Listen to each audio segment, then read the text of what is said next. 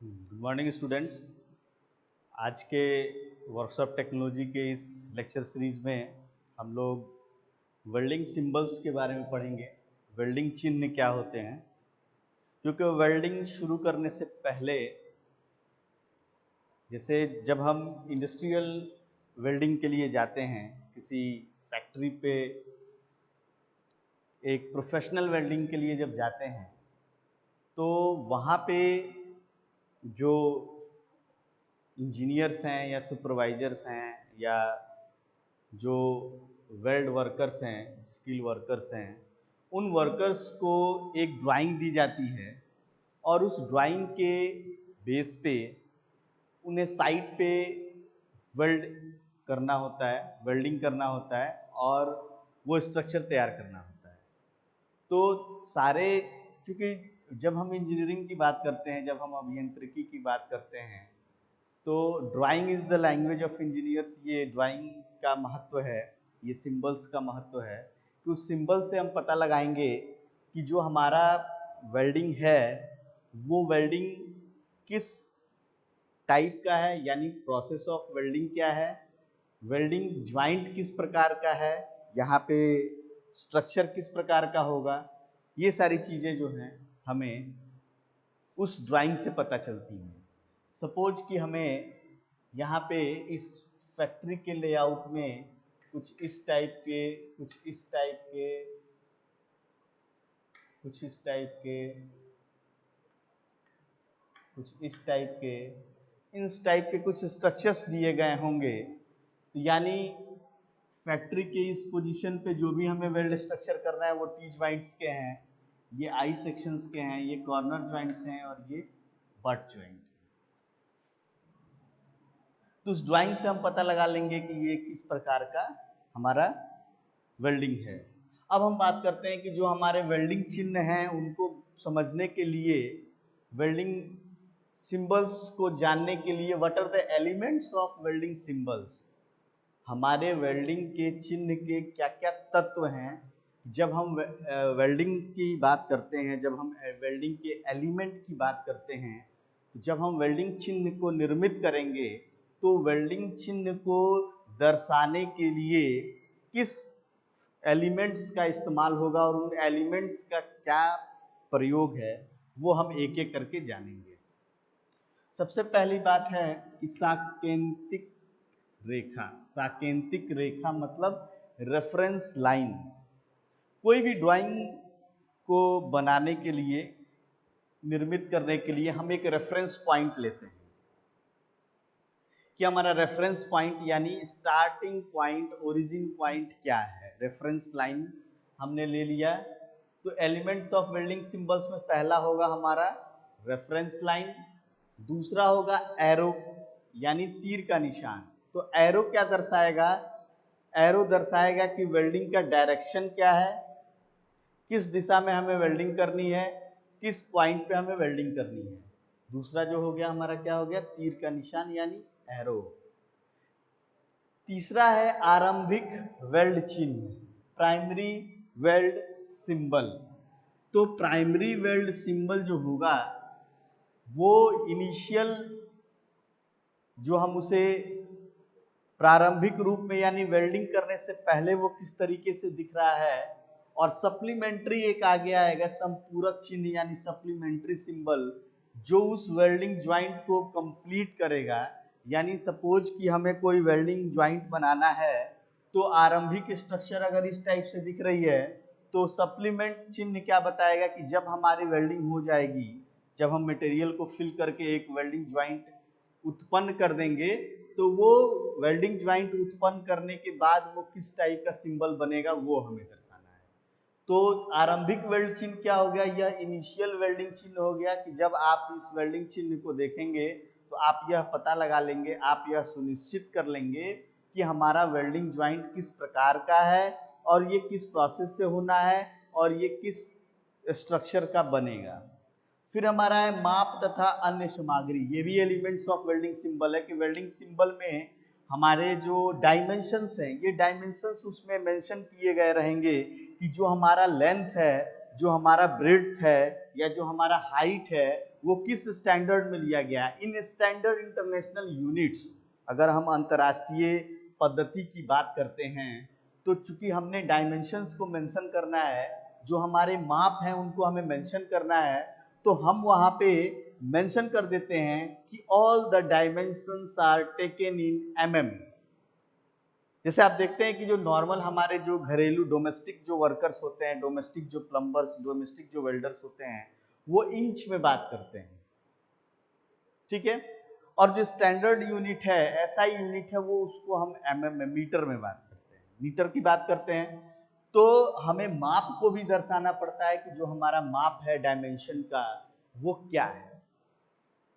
फिर बात करते हैं कि जो उसमें इलेक्ट्रोड इस्तेमाल करना है वो किस टाइप का इलेक्ट्रोड है, उस इलेक्ट्रोड पे कोटिंग जो हमारी हुई है वो किस मटेरियल का है, इलेक्ट्रोड का ग्रेड क्या है। जब आगे के लेक्चर्स में हम जाएंगे तो ब्यूरो ऑफ इंडियन स्टैंडर्ड्स यानी भारतीय मानक पद्धति जो है उसके अनुसार हमारे इलेक्ट्रोड्स की कैटेगराइजेशन की गई है। इलेक्ट्रोड्स के कैटेगराइजेशन के लिए हम कौन सा स्टैंडर्ड यूज करते हैं, BIS, bureau of Indian standard, American welding society, AWS के अकॉर्डिंग हम अपने ये अन्य सामग्री में जो हमारे आ गए, इलेक्ट्रोड आ गया और हमारा फिलर मटेरियल आ गया, इनर्ट गैस आ गया, इन सारी चीजों की हम उसमें मेंशन करते हैं। हमारा जो चिन्ह होता है उसके साथ यह मेंशन किया जाता है कि हमारा जो वेल्डिंग का माप होगा वह माप किस तरीके से होगा, और जो हमारे उसमें इलेक्ट्रोड्स इस्तेमाल किए जा रहे हैं वो इलेक्ट्रोड्स किस प्रकार के होंगे। उसके बाद आता है संपूरक चिन्ह यानी सप्लीमेंट्री सिंबल, यानी कोई ड्राइंग है, कोई स्ट्रक्चर है, कोई सिंबल है, उस सिंबल को अगर हमें कंप्लीट करना है, कुछ उसमें आपको अपडेशन करना है, उसको फाइनल टच देना है, तो आप सप्लीमेंट्री सिंबल्स का इस्तेमाल कर सकते हैं। या in addition to the primary symbols you want to add some other symbols to make the structure more efficient. अगर आप स्ट्रक्चर को और ज्यादा इफिशिएंट बनाना चाह रहे हैं और अच्छे से दृढ़ बनाना चाहते हैं तो आप उसमें सप्लीमेंट्री सिंबल्स भी इस्तेमाल कर सकते हैं, यानी सप्लीमेंट्री सिंबल्स दे सकते हैं। तो जो हमारा वेल्डिंग सिंबल्स का एक एलिमेंट जो है हमारा संपूरक चिन्ह भी होगा यानी सप्लीमेंट्री सिंबल भी होगा।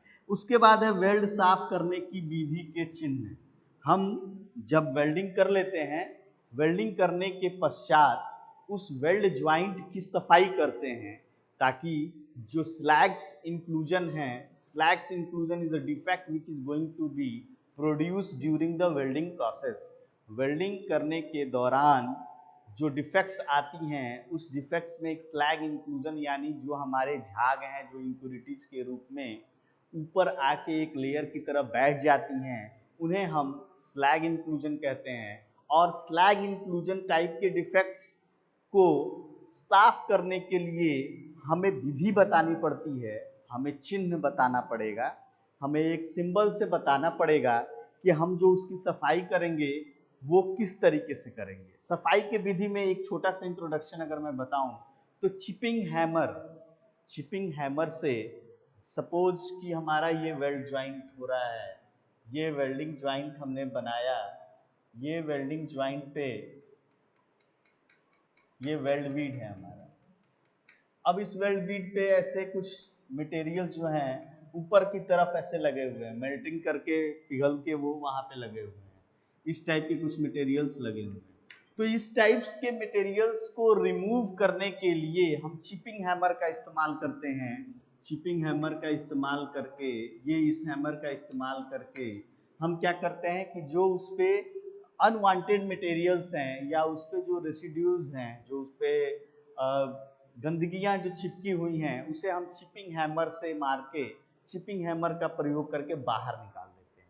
तो जो सफाई करने की विधि है उस वेल्डिंग ज्वाइंट का, वो भी हम वेल्ड सिंबल्स के द्वारा, वेल्डिंग चिन्ह के द्वारा दर्शा देते हैं कि जो हमें वेल्डिंग ज्वाइंट का विधि है वो कौन सा विधि हमें इस्तेमाल करना है, कौन सा विधि हमें प्रयोग करना है। It means simply when we going to introduce with the welding symbols, then the following elements will be involved to represent a welding joint, a welding symbol. In the mean process, when we are going to complete a weld joint, then in that case we need to clean the weld joint to know the defects, to know the strength of the welding joint. So we categorize with the methods, by which methods we are going to clean the welding joint. With the help of symbol we are going to identify. पिछला भाग यानी tell, क्योंकि जब भी आप देखते हैं कि अगर कोई बॉक्स, कोई इक्विपमेंट्स अगर मैन्युफैक्चर होके आता है तो उस बॉक्स पे फ्रंट, बैक, साइड ये मेंशन रहता है, टॉप, बॉटम, ताकि जो हैंडलिंग प्रोसेस हो वो गलत ना हो पाए. The handling process must be in the right direction so that the equipment under the box will not damage. अंदर के बॉक्स के अंदर की रखी गई इक्विपमेंट डैमेज ना हो, उस डैमेज को बचाने के लिए हम मेंशन कर देते हैं कि ये फ्रंट है, ये बैक है, ये साइड है, ये टॉप है और ये बॉटम है. उसी तरीके से जब हम वेल्ड ज्वाइंट के सिंबल्स की बात करेंगे तो वेल्डिंग ज्वाइंट सिंबल्स में एक टेल होता है. मतलब आपने स्टार्टिंग किया, that is the front end one, the end point will be the tail. एक स्टार्टिंग पॉइंट हो गया और एक एंडिंग पॉइंट हो गया, तो ending point will be known as tail. तो टेल को हम दर्शा देते हैं कि ये हमारा लास्ट जो है बाउंड्री है, लास्ट एंड पॉइंट है, इसके आगे हमें वेल्ड नहीं करना है, दैट इज टेल.